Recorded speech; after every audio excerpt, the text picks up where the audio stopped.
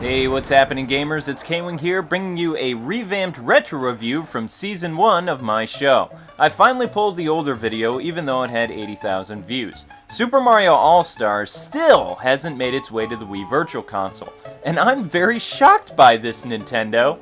Anyway, Super Mario All-Stars is a collection of 4 Mario games, and was released in 1993 for the Super Nintendo. Now, my version actually did feature Super Mario World, which released as a bundle with the system, but I bought my copy from Mr. Pete's in 1995 for about 10 bucks. And I have nothing against Super Mario World, I just wasn't that into it when I was a kid, but it's still a great game. Alrighty, on to the controls. Man, I kinda miss the old days of doing reviews. Well, if you've played a Mario game, then you know he can jump and collect items to give him powers.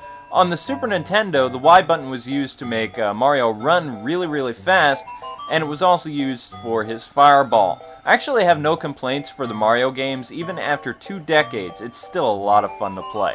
One thing I loved about this collection is how it kept in all the secrets from the original games. What's even better is this game is in luscious 16 bits. I know it was a corny line in the old one, but for the original review it seemed to make people laugh, so I kept it in. Holding in the Y button was used to run like crazy to fill your meter, and then you were able to fly, which I always loved that about Super Mario World. Bad aspect. Looking back at this collection, I don't understand why the originals weren't included. Now, your argument could be space on the cart, but look at games like A Link to the Past and Super Metroid. I guess the reasoning behind it was the NES was an older system and Nintendo was trying to distance itself from that as much as possible, which was kind of a shame because the games were all very well done, and it would have added to this collection in my opinion.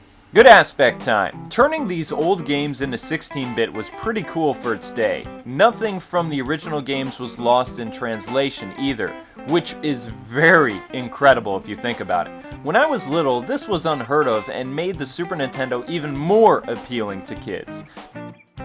This collection had everything, and even Mario Bros. 2, or Doki Doki Mario, was included. My wife still loves that game. Personally, I don't mind it, and I don't like that it wasn't different, I just couldn't get into it. I mean, the concept of the game was fine, it just wasn't my cup of tea. Out of all the games in this collection, Super Mario Bros. 3 is still my all-time favorite Mario game ever! Now that I recall it, I begged my parents for this collection just for that game.